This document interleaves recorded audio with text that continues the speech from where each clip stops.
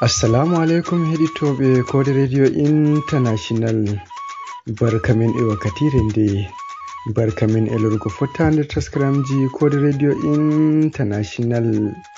Hande nyalade Alhamisa nogas e jettati lewru tattabru hitande ujune nogas e nayi ko hewti kalkal lewru Ramadan sappo e jettati hijira ujune go e temere nayi e capan e nayi e joyi lesdo ginki hukuma Kode Radio International do kilo hasji capan e tati e go'o wondu nomba B11 Rukaya Plaza do Buwol Obafemi Awolowe Jabi Abuja lesdi Nigeria. Min Al-Amin giɗaɗo jada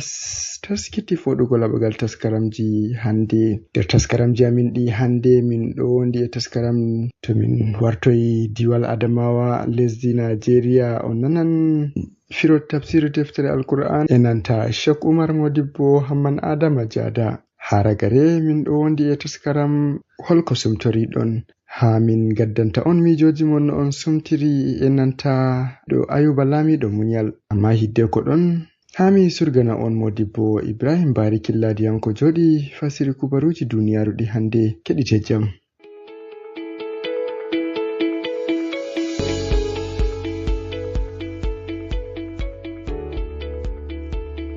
To keɗitoɓe, hande min heɓata waddango on kubaruji duniyaru sabu dalilaji goɗɗi. Gam non woɗɗe jonde gam heɗitiggo taskaramji ɗi min taskani on hande.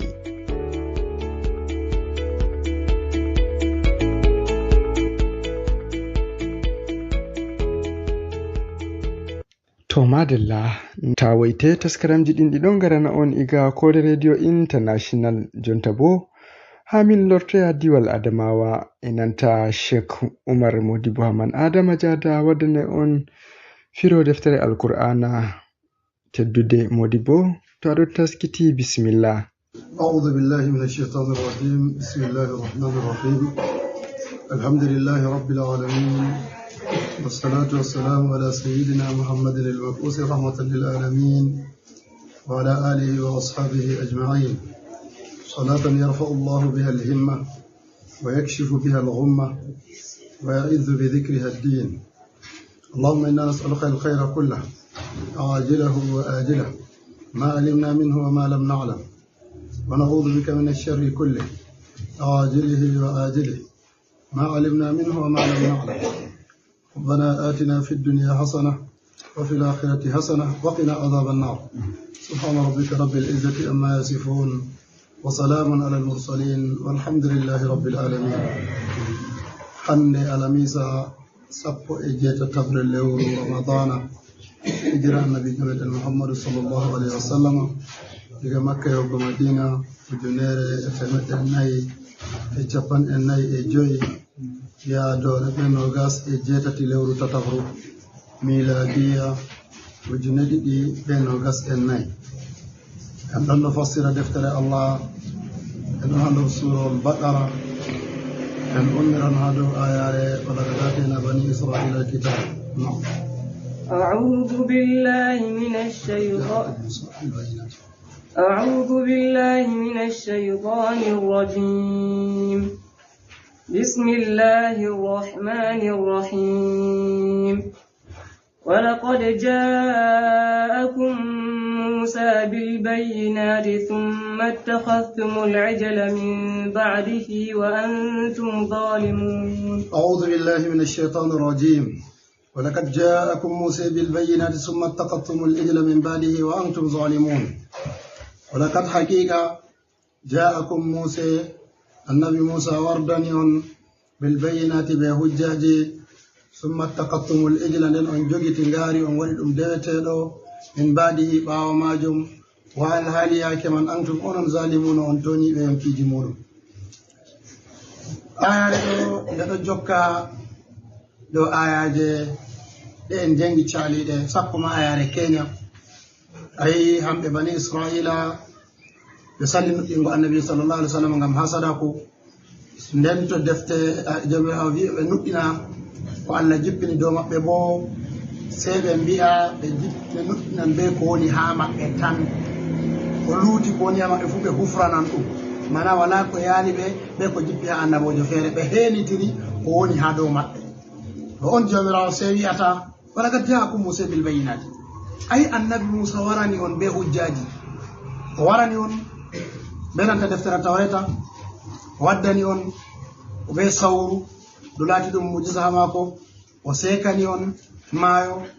nden o jippinani on mannu be salwa o ɗonani on ruldere o feccani on ndiyam ha hayre o waɗani on ni kujeji feere feere ɗi pat bo ɗi hujjaji tabbitinta laamin ka ko Allah tabbitina annabako moɗon annabako mako ha moɗon amma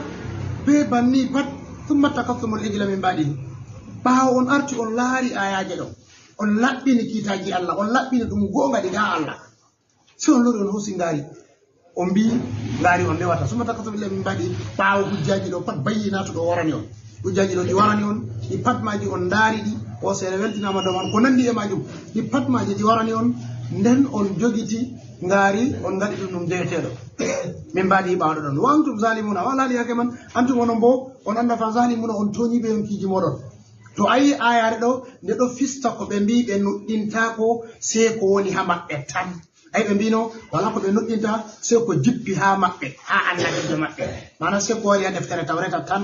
to ayi ɗo ɗo bo tawreta waɗi tawreta man ɓe hoore mare ɓe nuɗɗinay ɓe hoore mare ɓe nuɗɗinay nde nden ɓe nuɗɗinayi hujjaji ɗi Allah jippini nder soyde nuɗɗingo maɓɓe waɗi ɓaawo Allah hokki ɓe nemaji ɗiɗo ɗo fuu ɓe ɗon ɓe mbi ɓe rewa ngaari mana ɓe rewi ngaari ɓe yeddiri ɗum Allah ɓe hufrini to kañum jawra wi on tooñi yonkiji moɗon be waɗugo banniɗo nam وإذ أخذنا ميثاقكم ورفعنا فوقكم الطور خذوا ما آتيناكم بقوة واسمعوا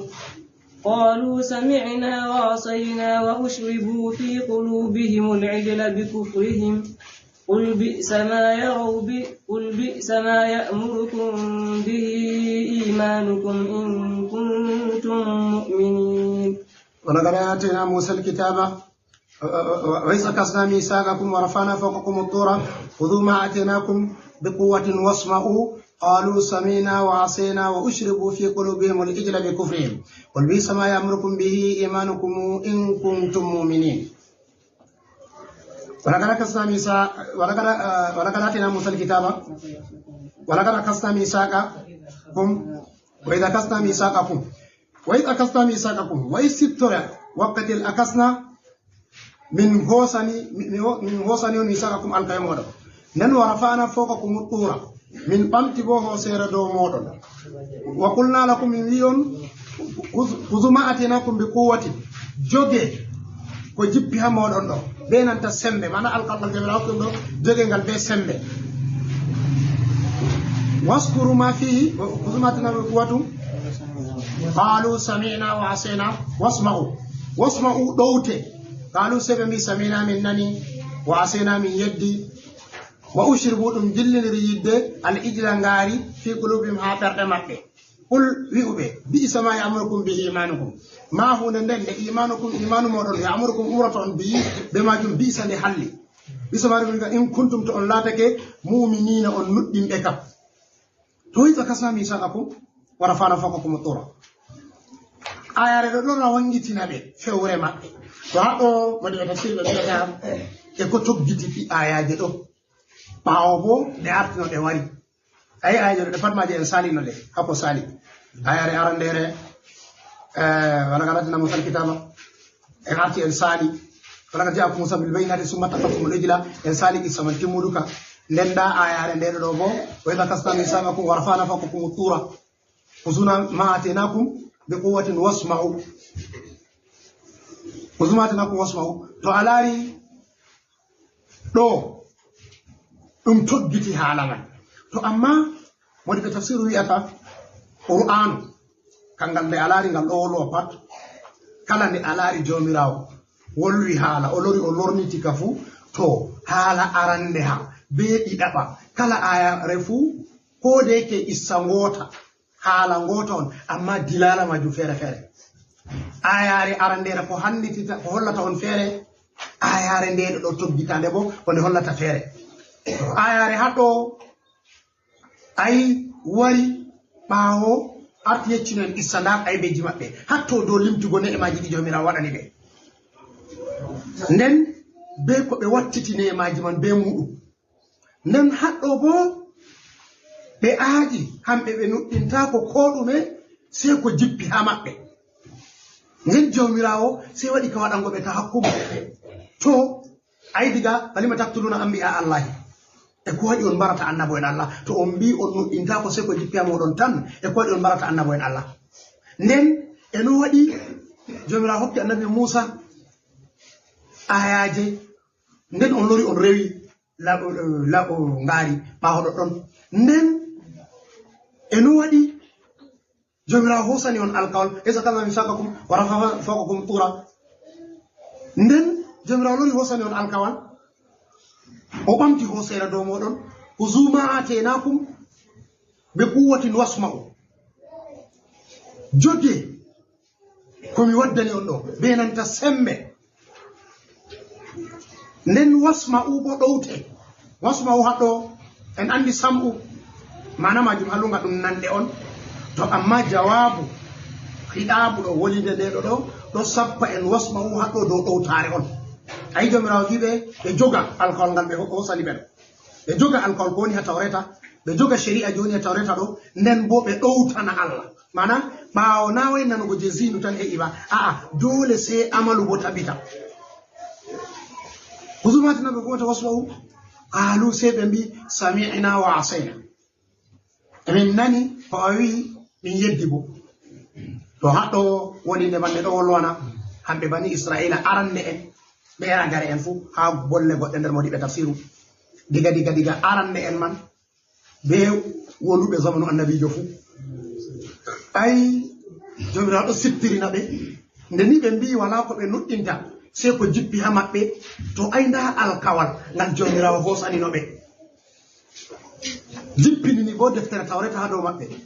nden weltini hosere dow maɓɓe ɓe joga deftere tawreta ɗo ɓe gonga nden ko hosini ɓe alkawal ɓe ɗowtana Allah sey ɓe mbi ɓe nani ɓe yeddi to ay wi'ugo maɓɓe samina wa asena fisti konngol maɓɓe wala ko ɓe nuɗɗinta sey ko jippi ha maɓɓe kam nden konngol maɓɓe samina wa asena ɗo fotan be wakkatiyel jomirawo umri ɓe umroje ɓe sali umroje ɗuɗɗay jomirawo umri ɓe sali ay diga arande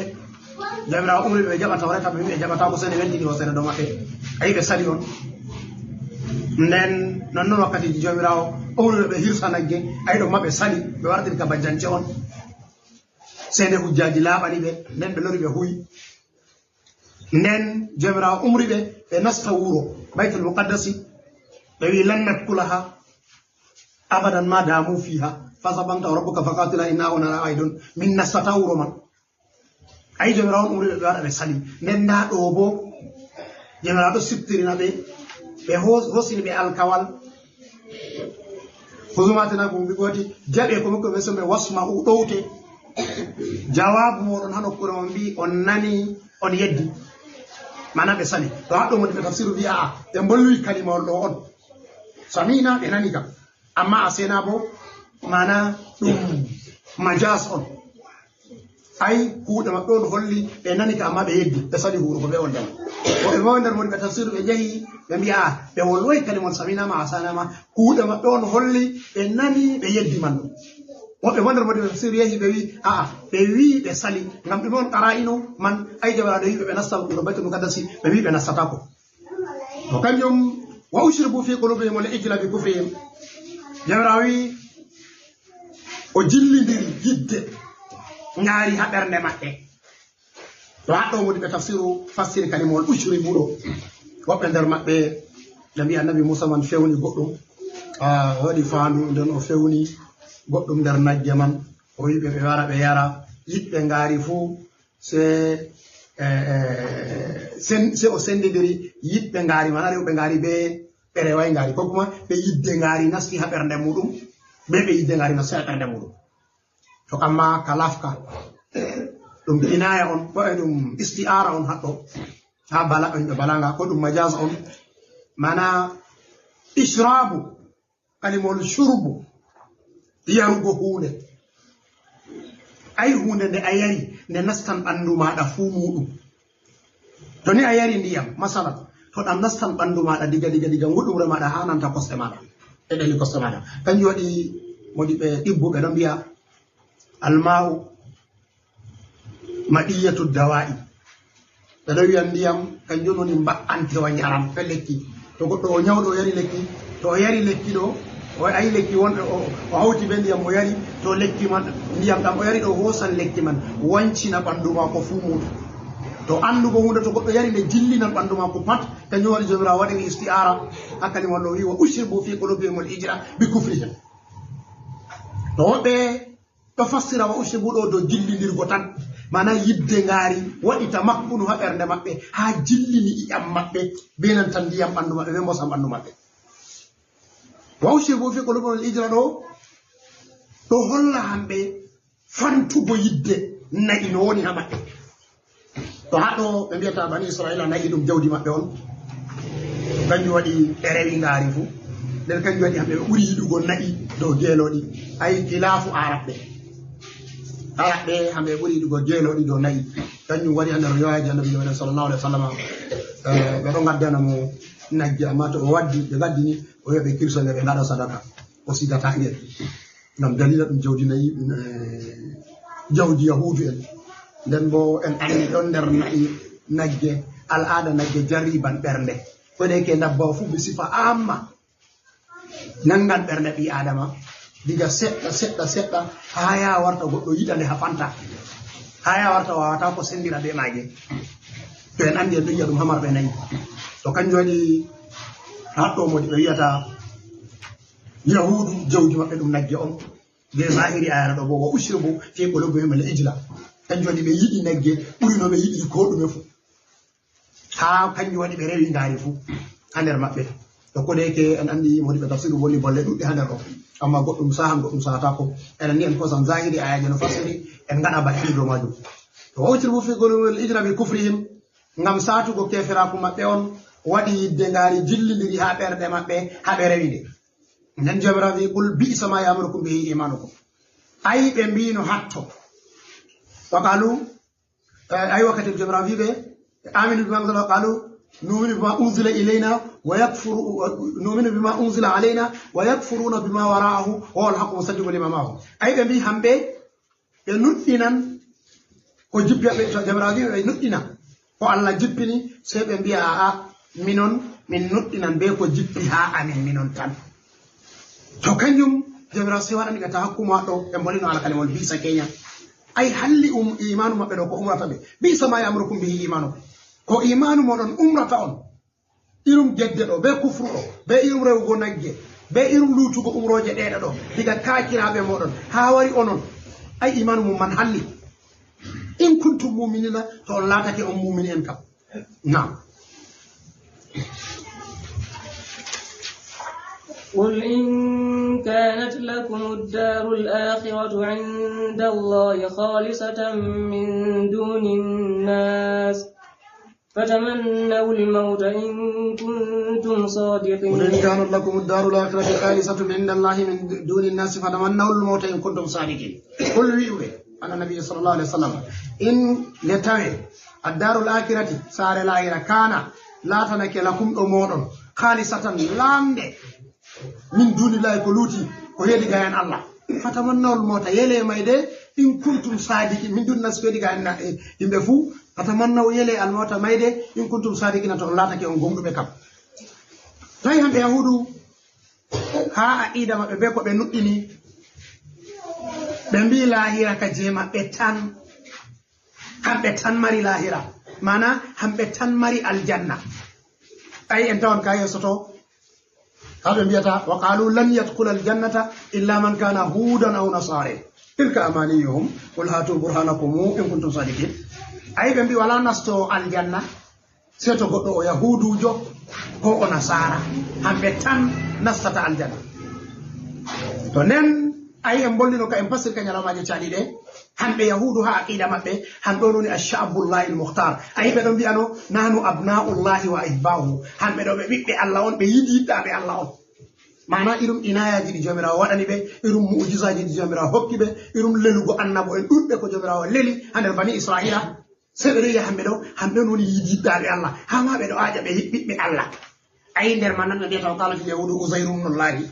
ay ɓe mbi usayru ɗum ɓi allah on wakkati usayru waɗi nder maɓɓe ayi usayru han kon jomirawo mayni en taw on kala gare surol man ɗo ni surol bakara ma jomirawo mayni mo ndo wakkati en Nabukat Nassar wari yibbini mo baytul muqaddasi nde o yibbini ngo hanko o wala ɗon no usayru se o warti o tawi wuro baytul muqaddasi yibbi nde o tawi wuro may ngo yibbi ngo fuu maago wala ko luttiyamago se o wi kadi no allah yeɗitinirta ɗo jomirawo se mayni mo duuɓi temere ɓe mayni mo duuɓi temere nden ummitinimo on holli men issa ɗo je waɗi ha suuɗo bakara may haragare to ثم بعث قال كم كانوا لبث يوما بعض يوم قال بل لبثت 100 عام فانظر الى دامك وشرابك لم يتسنى تندنا جبران امتي مو hambe am ko uzairu o yahi o tawi majalisa o tawi tani kon lamata o tawi robatul maqdis ngo ummi ngo mawni ngo nyibiti har ma ɓuri nane yimɓe heewi ngo nder duuɓi temere nden an ko ɗo yewɗani no nyandere on hokkuma reta nyandere nden o tawi ɗum canji nde o wari o tefi lamɗo wuro man ɓe yarimo lamɗo wuro man se o tawi lamɗo wuro man ɗum moyjo on ɗum tani ko on lamata wuro man nden ɗon on kadi o wiyan kon usayru wala mo yettimo seeɗa bo goto ɗum waɗi hikayaji ɗuɗɗi nden debbo man wiyata usayru kam ɗum annabojo dursi tawreta ngam man to gonga o janggana ɓe nde o janggini ɓe tawreta timmini ɓe mbi ɓe yerdayi debbo man holli ɓe haɓe irinde asali mare yehi wurtini nde ɓe gari ɓe tokkiri ɓe tawi o majjey ko har feere to se ɓe yiɗimo ɓe fantini ɓe mbiyay o ɓi allah on aynano abnaullahi wa ahibbahu to ɗo kanjon aqida maɓɓe kañum jomirawo wiyata ɓe annabi sa salama waɗanɓe tan komo wiwɓe in kanat lakum darul akhiratu toni saare lahira laatanake on onon yahude halisatan onon tan mari nde min juuni nas ko heɗi gayni yimɓe fuu yimɓe pat wala saare lahira onon tan mari nde fatamannawol mawta yele mayde to haɗo madiɓe tafsir waɗi bolle ɗuɗɗum nder ko ɓe mbi annabi jo waɗani ɓe hamɓe yahudu en mofti ɓe waɗani ɓe mubahala en tamen tawon ayal mubahala ha suratu ali imran suratu allah yerdi ha nokkure o wiyataɓe ɓe ngara ɓe kujjotira ko taalawna ɗo abna'ana wa abna'akum wa nisa'ana wa nisa'akum wa anfusana wa anfusakum summa nabtahil fa lanatallahi alal kadhibin ay ayare mubahala on wari ha totton nden ɓe mbi woɓɓe nder bodita servi annabi jo waɗani ɓe hamɓe yahudu en ta ko o mofti ɓe o wi to na on mbi onon on woni yiɗiɗɗaɓe allah na on mbi wala nasso aljanna se yahudujo se nasara na to ngam man yele mayde to goɗɗo yeli mayde jotta bo o mayan ha to en laaro nen no ka woni jotta goɗɗo fo andi wala ko sendi mo be aljanna se mayde tan o hulan mayde man na o hulatande o haɓanande ma o haɓanande ma ngam kañum waɗi to alaari sahabo en ɓe woni on irmaka keña seɗɗa kañum sahabo en hamɓe kala mo yi shahada husani ɗum fuu waɗan ka yettugo allah waɗan ka nanugo belɗum en andi ha marakatu siffina ammaru bnu yasirin ɓe nabi sallallah alih w sallam wi taktuluhu lfi'atul bagiya o wi yeɓre ƴegginde ɗo kayre on tammi mana wurtude dow cappa juɓe kayre tammi mbarugo mo to ammaru bnu yasirin o waɗi duuɓi 9 be o nayi o tampi amma o yaalin siffina be nanta seydna ali ɓe o yaalin siffina be seydna ali annabi jo wimo ko sakitita yarugo ko sakitita ñaamugo ha duniyaru ni kosam jillidirɗam be ndiyam ka joncuraɗam to jemmare waɗi saati ɗon ka satanimo o tefi ko o yara o heɓay ɓe tawi wala ko ɓe mari sey cura ɗon sey ɓe addanimo o yari so o numti konngol annabijo sallllahu alih wa sallam so o waɗi ka yimugo ngadan nalqal ahibba muhammadun wa sahba ngadan nalqal ahibba muhammadun wa sahba jango en fottal be yidiɗaɓe annabijo sallallah alih w sallam ɓe sahaba en muɗum o waɗi ka seyugo o yiiwi o canji limse makko o ɓorni limse boɗɗe o waɗi urdi weeti fajiri diga cup o haaɓi ko nange fuɗa o waɗi puccu makko o waɗi ka samnugo o dogga o waɗi ka wi'ugo ɓe o yaha o tawa sangere ɗo mofti o wiya wallahi wonɗo ɓe haaɓi be maɓɓe ɓeɗo farta ɓe diga ha nokkure ɗo haa ɓe hoori ɓe yaman ngam asani ha yaman to o wi wallahi o andi hambe woni do gonga to o wadi ka hamugo banni nyande man o saydina kanko amaru mu yasin non non andi Jafar mo tayyam ay o do yima o do wi'a ahlan bi qudumil jannati o do wi'a aljanna battimo o do na urengol maga be palma be o battima e defu se o nanata to neni sifa yimbe aljanna woni onon yahudi en bo on bi onon tan nasata aljanna to kadi dum mo yarata wona duniyaru maaye tan on nasaka to kanka woni kanka wala jago to ay haddo ma dum be fewni ko e mabbe wodo fere nder modi be wi yelugo do be yela be berde mabbe tan mata be tora mayde man be hunduko mabbe o e mo wi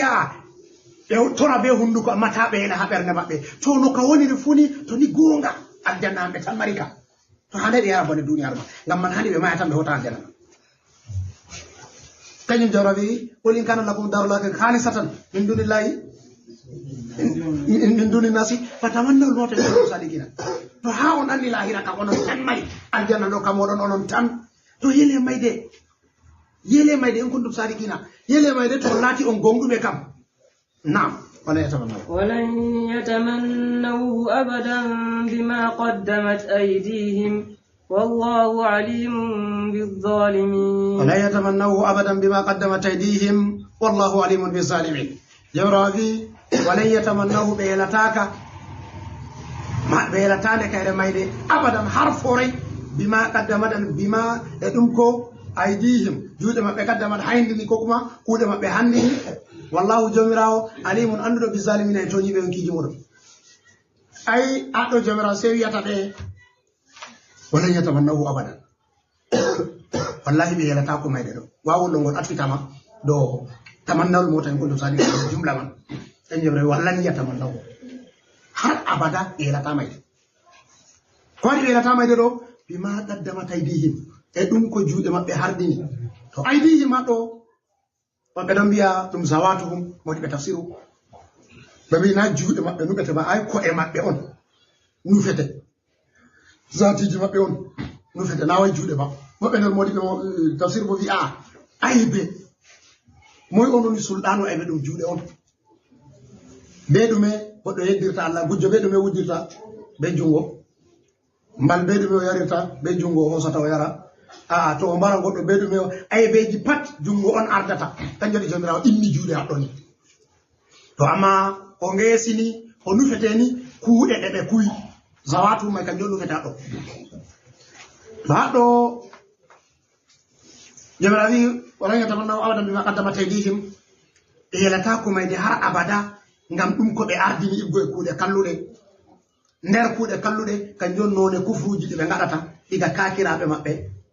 irum yeddugo Allah ko be yeddata irum habaru mabbe no waylitirta tawreta canyande wada gidaade yonki modum irum imanuji be biata be don nuddina ha zahiri alhali bo be nuddinta e irum ko be wadata be ummato annabi sallallahu alaihi wasallam e irum toñangeji di be toñata kanyum de brawita wallahu Allah alimun ando bizalimin e toñi be yonki modum ay Allah do andi toñande de be toñata kanyum wadi de annabi jabrawi annabi jo wada be ta hukum banni ha a goddo aljanna ka dum ya wota duniyar man ko wonata wakati mara dillugo aljanna may buri haddo don be biata hadiso lollugol on annabi sallallahu alaihi wasallam biata al mu'minu kulluhu khairun hayatuhu khairun wa mautuhu khairun yottugo ha imanu kan jononi sadi amma nyande imanu tabiti wadi rusuhu ha bernde bi adama to ngendam be mayde fu fatanammo o mayi ma dum khairun ha mako o yeedi ma dum khairun to no sifa to mayi o hotan hina Allah on ta ngam Allah arti yerdimo radiyallahu anhum wa radu anhu o arti o yerdi Allah yerdimo to dum fere lutti a hulan yahugo gerdaado madana a hulan yahugo gido madana gido ma do yidi fottugo be maada amma yidi fottugo be mako non to bo a lutti ha duniyaaru go don bo de weti fo ado bedda account maada on to ayedi don bo ado hallita yimbe ko ado huwa kuude kayru ko ado bedda kuude kayru ngendam ma ha duniyaaru dum khairu on bana mayde ma malati dum khairu on to haddo kanjo di ko en dorata Allah wadu nder mu'min en labbe ngam to imanu hebama ni ko dum hebama nam ولا تجدنهم أحرص الناس على الحياة ومن الذين أشركوا ولا تجدنهم أحرص الناس على الحياة ومن الذين أشركوا يود أحدهم لو يعمر 1000 سنة وهو بمزحزحه من العذاب أن يعمر والله بصير بما يعملون. ولتجدنهم أحرص الناس على حياة ومن الذين أشركوا يود أحدهم لو يعمر 1000 سنة وما هو بمزحزحه من العذاب أن يعمر والله بصير بما يعملون. ولتجدنهم atawan be jabrabi wala tajirna mo atawan be ahrasan nasi be buri elago yimbe fu mudum elango hander yimbe fu mudum ala hayatin do ngedam wa min alladhina ashraku non ben hawtani be Allah yawaddu ahaduhum goto mabbe fudo yela law yu ammaru wondo o wurne kedo hado duniyar do 1000 sanatin dubi ujunere wa ma huwa bi muzazi min alazabi den o latake bo o do nantine daga to yangada o muzazi min alazabi wallahu jamirawo basirun andudo ko gi'o bima ya'maluna dum ko be huwata. wala tajidannahum ahrasan nasi ala hayati ayi jomirawo wiino be bani israila be yelano mayde to be laati kambe tan mari lahira ba be ajata abbe tan yidi be Allah habe do aja be Allah wali yazu billahi to hanon non on jomirawo se diata be to nden kam jomirawo se yetti en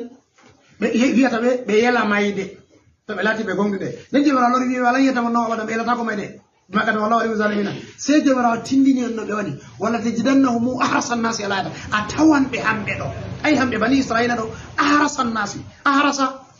mana afalu tafdil on urdudu be buri elango yimbe fu do ngedam hambe yahudu be buri ko moy jo yidugo ngedam wala ko be huli yotti mayde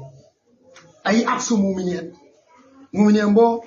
wala ko be yidi se mayde ngam andugo ko be yata be tawa hambe yahudu en bo andugo ko be yata be tawa be yidi ngendam ha fanti be do elani ngendam nden jomirawo wi na hambe tamba wa min alladhina ashraku non ben hawtani be Allah be non hambe kanjor ku faru quraish e ferbe quraish hambe mabbe do yeli mayde ko wadi hambe quraish be do yeli ngendam ngam dume ngam wala ko be andi se duniyaru do ay kanyo yorol kasi wiata tamatta min ad-dunya fa innaka fani min an-nashawati wal lisani ay weltin ha duniyaru tan atimman hambe wala ko be andi ngenam fere se ngendam do duniyaru do tan be anda wodi ngena fere ha yeso do ay kanyo zuwairu wiata wala khalidan illa jibala rawasiya wa illa samaa wal bilada wa rabbana wa ayyamana ma'dudatan wa layaliya ay wala ko dumoto se ko seje tan ay ko be timmat se ko seje tan lutata do hambe ha jahiliya be anda wodi ngendam goddam fere hambe ni be do andi ngendam duniya do tan to ayedi ni yedu dam tan atimina to hado non kambe jabira wiata min allazina ashraku be do yeli ngendam ha warti kof ngol mabbe hande yahudu en ko kuma ko faru quraish man efer be der quraish to goddo fotti be goddo ni ko ngol ma ko dume on ish alfa yedu dubi dubure yeedo dubi dubura to jotta fu kado haara be kado lutti jotta haara be to ala dum ko ngol mabbe taala umra kambe to be hombe ni banam mama ko asimina ko assalamu alaikum ya fulan ko ya taala umra dum mada juuta manan gurdam mada juuta ngeena maydo fu dum hirsu alal hayati on to be waji goddo bo se wi qassara umra bande ma famda to ban vi go taala umra dum mantore on ko do on yugo kasara umrabbo dum kuudi on ko felore on hamabbe to kanjo wadi jabra wiata bala janna mu ahrasana sam yahudu be buri ko mojo elango ngendam kanyo hambe be ya kala goddo wadan ko wata fu ngam tawo maya jotta en dolara israila habe kala ta do wuro no go foti fu alara wuro go do haddo amma be do ngasi gasde bo halleddi to be nani alama kuje kultorol seddani wuro man go fu ma go woti der gaska woyango joda alaji be jonata dum to be nani amma sfidani be bom ko hunde fere do warani misa do warani do mbo sebe kunna kujo do musafiratul ingar wuro waraka yidugo ko mojo dogga ya nasta ngaska nyukka ngam be fu ngam hirsu alal hayati on ambe mayde dum kulli dum hamabe ko waɗi bo bima qaddama taydihim e ɗum ko ɓe ardini hunde kalluɗe ɗe ɓe ardini kanjum waɗi ɓeɗo kultori may haɗo jomirawo wiyata en wala janno mo arsana si alati min alladina ashraku yawaddu adamu law amar alfa sanati ay goto maɓɓe fu ɗo yena wondo o wuranno duuɓi ujunere ha dow duniyaru wa ma huwa bi muzahsihi an al azabi nden o laataki bo oɗo nantine mana duuɓi ujunere ɗo mana o laatatako nder duuɓi ujunere ɗo o accatako duuɓi ujunere ɗo accantamo haɗatamo yangada nantintamo daga to du yangada hanko damaymo hanko o yeeɗa ɗo tan haaje mako o ndo wuuran duuɓi dubure nden o hisata yangada hanko damaymo to haɗo mumini en sendirta be maɓɓe en ɗo andi misaluji baba jelani ko wiyata en on ɗo allah hokkete ngendam duuɓi dubure a yeeɗam to a yeeɗi duuɓi dubure ɗo bo hokkama laamu duniyaru fuu nden ɓawa hokkama laamu duniyaru bo hokkama jamu bo nden lora hokkama jawdi duniyaru ɗo fuu nden ittanama konne bo alata wala konnejo ko goto a duuɓi ujunere ko to nder duuɓi ujunere ɗo amma kuje gotel tan ɓe haɗete kanjum a mayrata imanu to wala ko goɗɗo hotta be ma jiɗi fuu a wala haaje duuɓi temere ma duuɓi ujunere ma a wala haaje laamu duniyaru ma a wala haaje jawdi duniyaru ma a wala haaje ko ɗume ndikkanama imanu ma to ayi haɗɗo on imanu ɓurdi ko ɗume fuu imanu ɓuri duniyaru be ko woni ha nder maaru fuu on ɗo ɓe hokkama duniyaru ma be ko woni ha nder maaru fuu ɓe hosa imanu ma ni a jaɓata ko to haɗɗo en sendiri to hamɓe yahude nanono mba hamɓe duniyaru man ɓurani ɓe imanu man kañum goɗɗo on ɗo o muuya o wuran duuɓi dubure hisnatamo yangara banko ɗamaymo ndikka o wurani ha konngol loɓɓe nder waɗi ɓe tafsiru o kañum waɗi jomirawo wiyata wallahu jomirawo basirun ɗo anndi ko oɗo yiya bima yamaluna ɗum ko ɓe kuwata woɓɓe jangiri tamaluna to tamaluna kiɗaɓe man warti ummatore annabijo sallallah alih w sallam wolwante mana ande fa allah ɗo anndi ko yahudu en ɗo kuwata to bo a yamaluna wariri to ɗon bo hamɓe yahudu en may jomirawo hamɓe on jomirawo hollanta ay ndano ɓe yiɗiri ngendam ngam may jomirawo bo ɗo anndi ko ɓe huwata na قل من كان عدوا لجبريل فإنه نزله على قلبك بإذن الله مصدقا لما بين يديه وهدى وبشرى للمؤمنين. قل من كان عدوا لجبريل فإنه نزله على قلبك بإذن الله مصدقا لما بين يديه وهدى وبشرى للمؤمنين. قل ويبان النبي صلى الله عليه وسلم من أون كان لا تك عدوا وكنج لجبريل ملائكة جبريل فإنه هو جبريل نزله وجبني كان القرآن لا كان بكبر ماذا بإذن الله يدعي الله مصدقا نقوم ليربو بما بين يديهم أرتي هذا تأرتده وهدى نبغى كندا وبشرى البشر أنكو جبريل أو كندا وهدى وبشرى والبشر بو للمؤمنين هم مؤمنين ayare ɗo kayre bo sanadi ko jippini nde hamɓe yahudu en nder konngol nder woɗi ɓe tafsiru ɓe wi yahudu en fadaka kamɓe woni mo wiyete abdoullahi ibnu suriya hanko on ardi ɓe ngari ha annabijo sallllahu alayhi wa sallam o wiyata annabijo oɗo mari ƴami to annabijo jaabi mo ƴami man hanko bo o tokkan annabijo ngam andi me wala ando waɗi se annabojo nder maji o ƴami annabijo eno ɗo yiɗi annabijo woni eno annabijo ɗanirta annabijo sey wiyatamo tanamu aynaya wala yanamu kalbi o yiggite am ɗiɗi ɗo kaɗo ɗana amma ɓernde am ɗanatako to hay ɗo kañum ɗo yiɗi jeyaɓe allah fuu mum ngam wala no ɓe ɗanira to haɗɗo sey o ƴami ƴamol ɗiɗamol bo nder ko o ƴami o wiyata ɗume on allah harmini ha bani israilu mana ɗume on annabi yaquba harminani hoore muɗum annabi yaquba annabi sey yeccimo annabi yaquba o ñawi ñawu catungu nden o wiyata allah to yanɗinimo daga to ñawɗo o harminan ko o ɓuri yiɗugo to ɗume on o ɓuri yiɗugo kanjum on kusel ngenoba ɓe kosam ngenoba o kanjum nan ko israilu nde o yambiti annabi yaquba so o harminani hoore mako ñamugo kusel ngenoba o harminani hoore mako yarugo kosam ngenoba nden ɓe lori ɓe ƴami nder ƴami man ɓe ƴami ɗuɗɗum ƴami ɗuɗɗi hanko Abdullah ibn Suriya o ƴami ay kanjo o ƴami ko Israila harminani hoore muɗum nden o lori o ƴami ɓeydi annabi sallallahu alaihi wasallam to nden nder ƴami man se o ƴami e moy waddanta annabijo bo ndulal to annabijo se wiyata mo ay malaika Jibril waddata o wi a woni haala may pat ay Jibrila konnejo amin on ngam Jibrila hanko jippinta ya ngada hanko on jippinta masiboji ay hanko on halki gure Saddum e hanko on telɓino yimɓe annabi Salihu hanko on halkino yimɓe annabi Shuaibu ɓe ɗiɗorde fuu to haɗɗo o wina Jibrila ɗo warda ɓe nante caɗɗo hanko waddata kokke hanko waddata boneji fuu ɓe yiɗa Jibrila ɓe Jibrila konnejo maɓɓe on nden dikka to Mikaila ɗum malaikajo hinnayi on hanko oɗo waddana ɓe toɓo oɗo waddana ɓe riskuji oɗo waddana ɓe barkaji to haɗɗo ayi hamɓe hanko Abdullah ibn Suriya banni o waɗi ɓe annabijo sallallahu alaihi wasallam woɓe feere bo nder modi ɓe mbiya Abdullah ibn Salam on diga o silmayi o nani annabijo yehi ha nokkure feere ɗo huwa ɓange sangotka feere se o doggo yehi ha annabijo o wi mi fanare hokke ma Allah useni fu jabam ƴamɗiɗo wala andoɗi se annabijo ayi nder man o ƴamini ashratu sa'ati alamaji dargal nden o ƴamini ko Israila harninini hoore muɗum nden o ƴami haala mo jippinta wahyu ɓe mbimo Jibrila so wi ay Jibrila ɗum konnejo yahudu en to moni ɓe tafsiru fu fottini ni hamɓe yahudu en ɓe yiɗa malaika Jibrila hamɓe Mikaila ɓe yiɗi to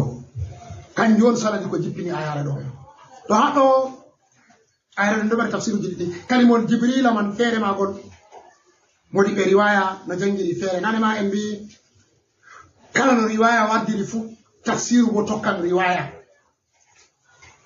to haɗɗo woɓɓe feere jangiri Jibrila non Imam Nafi'u no jangiri woɓɓe feere jangiri Jabarila woɓɓe feere jangiri Ibnu Kathir o jangiri Jabraila woodi ɓe jangiri Jabrayaila woodi ɓe jangiri Jabarana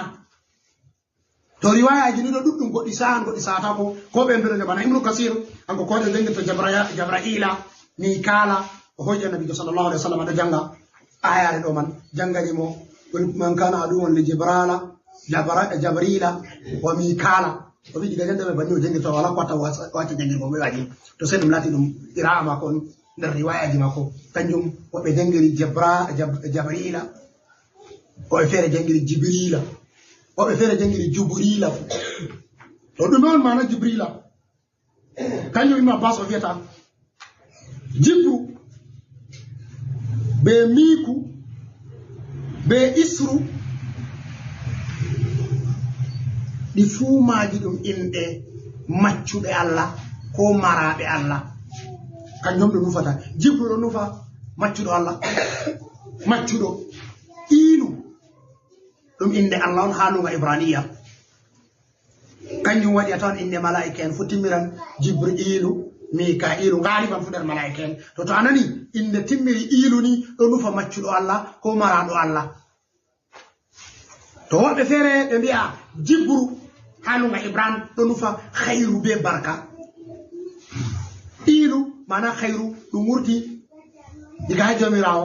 khayru be barka je wurti ha Allah woɓe feere ɗo wiya kalimol Jibru on nufa al quwwatu on ay ɗi pat maji bo jomirawo ƴoniri Jibrila man zi quwwatin inda fil arshi makin to haɗɗo hanko Jibrila en bollino haala mako nde nde o taga no o tagira ayi hanko oɗo nder malaika en Allah arti tagugo hanko Jibrila man ayi en andi ɓe ɗon bollona en ay ɗume on Allah arti tagugo wi annura annabi sallallahu alaihi wasallam woodi annura oɗo lara duuɓi kaza bako duuɓi kaza man ɗo ha hoosi duuɓi ba kaza nden jomirawo tagi kalamu lawgu be kalamu to mana oɗon nder takle ko Allah arti tagugo hedde ko fuɗɗa takle e goɗɗe feere ma bako ɗum yaha ɗum yotta ha tashtitu ha yaha yotta ha en goni jotta ɗo mana zamanuru ɗundu to haɗɗo nder modiɓɓe o arti azaluna ko o arta azaluna ɗo allahu alamu ngam woɓɓe feere ɗo wiya woodi takle goɗɗe feere ɗe arti ko wiyete azaluma ngam azaluma ɗum tagdi on nder takle Allah bana abadu fuu ɗum tagdi on nder takle Allah o ibaratan azalu ibaratan ha fuɗɗode abadu bo ibaratan ha timmode ɗo hollama fuɗɗode ɗo bo ɗo hollama timmode to ɗum fuu ɗum tagdi Allah on to woɓɓe nder modi ɓe ɗo Jibril arti azalu tagego woɓɓe wono mbiya aa Jibrilu nder azalu o taga to amma ni hulasatul qawli oɗo nder ɓe Allah arti tagugo nder malaika en to o jooɗi bo zamanuru oɗo rewa Allah to kañum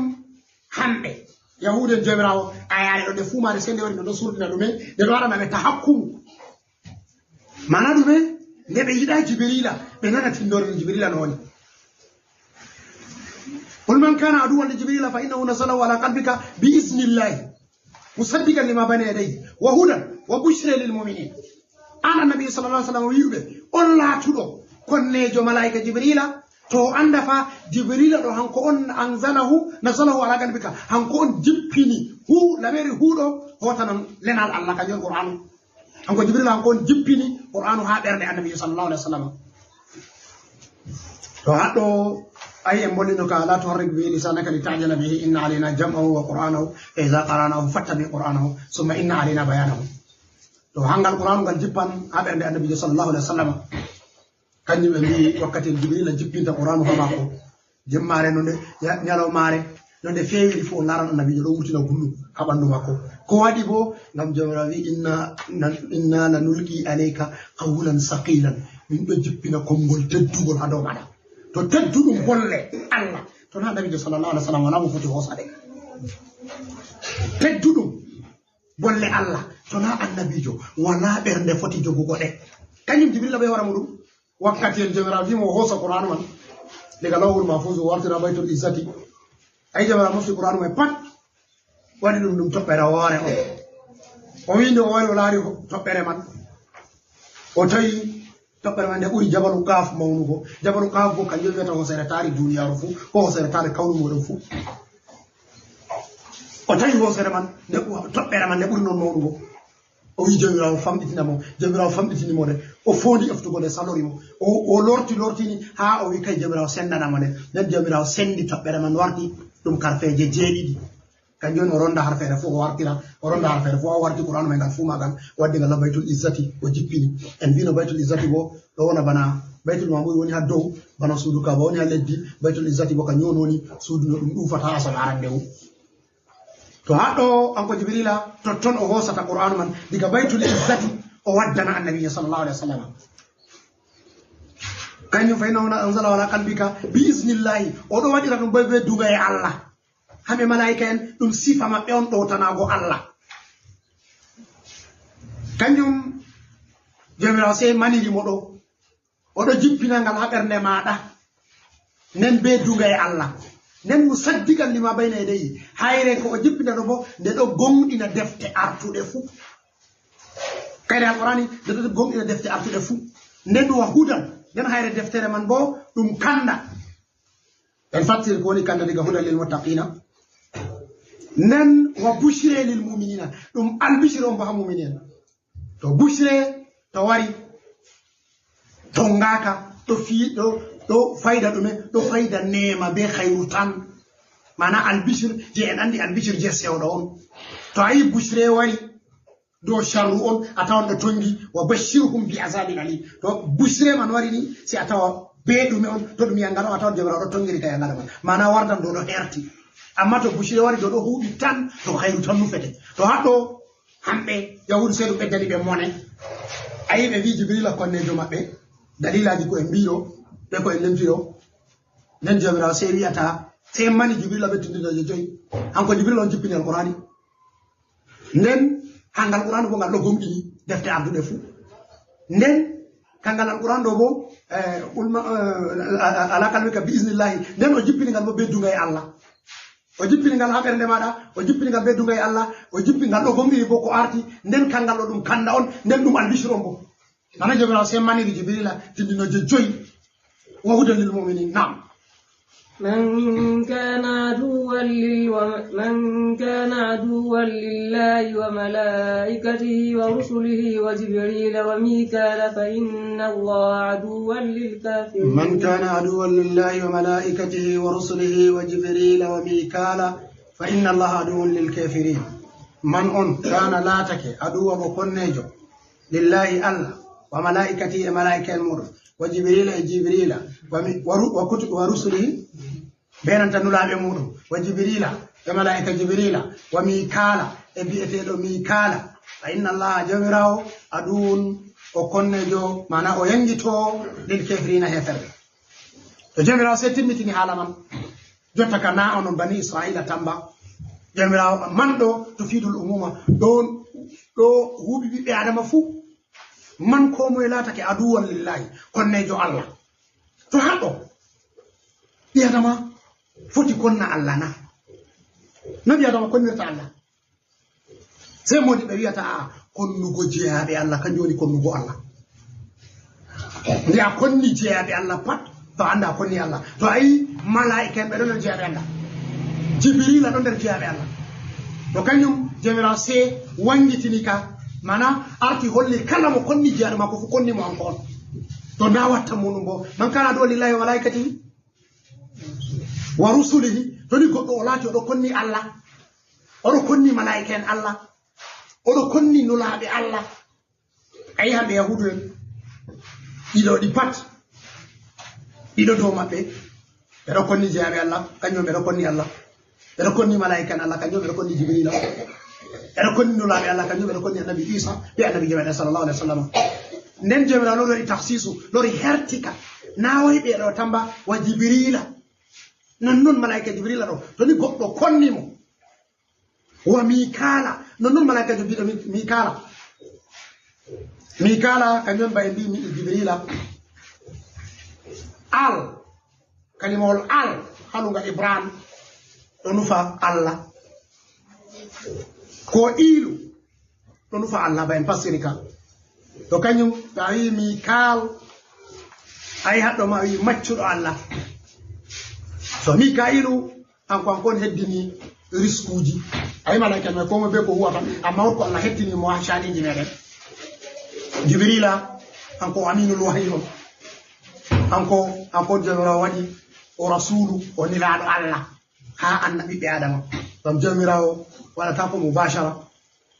وما كان لبشر أن يكلمه الله إلا وحيا أو من وراء حجاب أو يرسل رسولا فيوحي بأمره إلى من يشاء جميل على ولي نبي آدم مباشرة النبي موسى تيرمون سيكون النبي جميل صلى الله عليه وسلم داري إسراء وكان جميل تقول نبي آدم بفوما سيئوننا نولارو تومون هتنا هنلي قولوا لبرو أجوني جبريل فيرمون توني ميكائيل أبو هنكو جميل هتني رسولي risque fu muɗum ɗo moɓa ha toɓo iyende on jiyata ɗo kala risque fu nder iyende woni wa yunazzilu lakum min as-samai rizqan wa ma yatadhakkaru illa man yunib ay jamiraɓe oɗo jippina noon risque ɗiga sama ɗum on risque man iyende to iyende wala woodi ko heɗatana en ɗo andi jorɗo duuɓi caliɗi nde dalilaji goɗɗi feere waɗi woodi han nokkuje jooɗi duuɓi 4 iyende toɓay maaje maɓɓe pat ɓeeɓi gaayi maɓɓe pat ɓeeɓi dabbaji maɓɓe pat waatidi warti wala ko lutti warti naange yimɓe ɗo jooɗi a wuro ni naange to wolodiri dulluru se ummina se huɓɓa yite wara wula wuro ma duuɓi 4 tan ndiyam to ɓay to en ɗo anndi woodi nokkuje feere bana ko feƴƴi ha Kenya o kuma ko feƴƴi ha nanta Ethiopia duuɓi caaliɗi waɗi bana duuɓi 7 yele to ɓaaki to ɗo ɗon risque uji pat warti wala ko heɗata to kañum risque a yiyata ɗo pat ɗo jongiti a iyende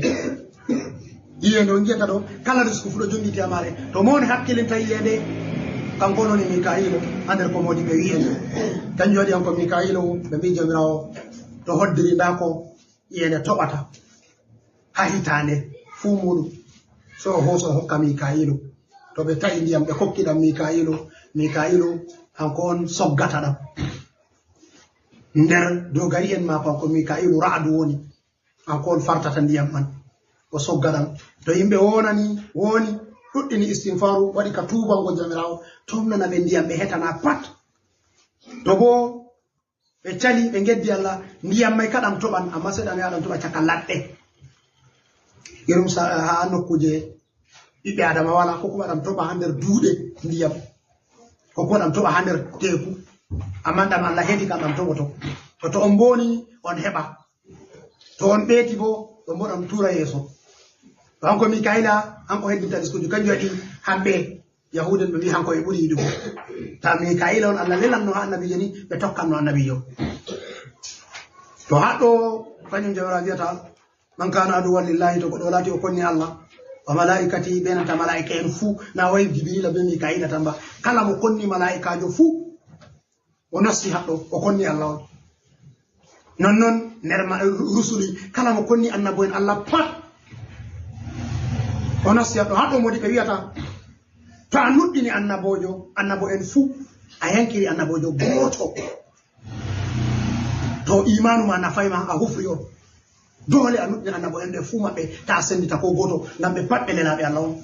kode ke shari'a annabijo en hurata amma annabo en luttuɓe pat en ɗo yerdi ɓe annabo en Allah leli ɓe en ɗo nuɗɗini ɓe bo en ɗon jiɗi ɓe en waɗanma tawassulu ɓe maɓɓe to nonnon o Jibrila Mika'ila nonnon hanko malaika Jibrila nonnon Mika'ila fa inna Allaha aduwwun lil kafirin jamirawo wi o yangi tan heferɓe jamirawo wala ɗo kalimol adu en fassiri irum maka diga hañande toɗo ɗo ha tafsiruji ɗe gaɗi ñalomaje wodi sifaji goɗɗi feere kanji ɗi woɗanta ko zati jamirawo mana sai en kosa mana maji en fassira kañum jamirawo o yangi tan adu lel kefirina ɗo o yangi tan heferɓe ɗa en mbiye jamirawo kon nago en andi heɓerde on wonata kalimol adu haluga arabiya ngol hosama diga ada mana wasaba goɗɗo anana a wañi goɗɗo ha haftanimo ko be ɓernde maɗa ko be tarde maɗa fo ha a waɗanmo hunde feere kanjum wiyete konnago to ɗo na nder sifaji ɗum sifa tagle on na sifa ɓiɓɓe adama ba na sifa jomirawo ba to kanjum waɗi jomirawo to en ngari ha irum nokkuje man en pastirta se en wiya jomirawo o yangi tan heferɓe to en ramiɗinan haɗɗo janngo en timmitintaga to Allah yardi سبحانك لا علم لنا إلا ما علمتنا إنك أنت العليم الحكيم اللهم صل على سيدنا محمد الفاتح لما أولد والخاتم لما سبق ناصر الحق بالحق والهادي إلى صراطك المستقيم وعلى آله وصحبه وسلم العظيم سبحان ربك رب العزة عما يصفون وسلام على المرسلين والحمد لله to madalla hara gare nda taskaram holko sumtori ɗon Ayuba Lamiɗo Muñal bisimillah ujunaje yimɓe ɓenniɗo weedeɓe ala imrana sabu hoode maɓɓe ndule uru heɗitoɓe assalamu aleykum barka men be loruki fotta moɗon nder taskaran holko sumtori ɗon to min gaddonoyta on natemalla fotoji e vidéoji ima kofli barka e sumtari ɗi woɓɓe nder heɗitoɓe kode radio lildoytamin inde an Ayuba Lamiɗo Muñal arroto e waddunoyki on taskaran kam miyela on sumti jam ujunaje yimɓe ɓenniɗo weedeɓe ala imrana sabu hoode maɓɓe coma dalla da fuɗɗire modibbo arandejo bisimillah. Assalamu alaikum wa rahmatullahi ta'ala wa barakatuhu. Sakiraɓe bandiraɓe taweteɓe ɗo nder holko sumtoriɗen suudu radio KRI Abuja. Ayuba Lamiɗo Muñal an omtani e ndu zawleru masha Allah Ayuba Lamiɗo Muñal. Ra koble an yaki to tedduɓe ɓe Allah teddini. Alhaji Usman Shehu ardiɗo wato kode radio KRI Abuja a homnama a yelanama khairu jomirawo waɗa yari ndiyan jam. Alhaji Abdallah Saudi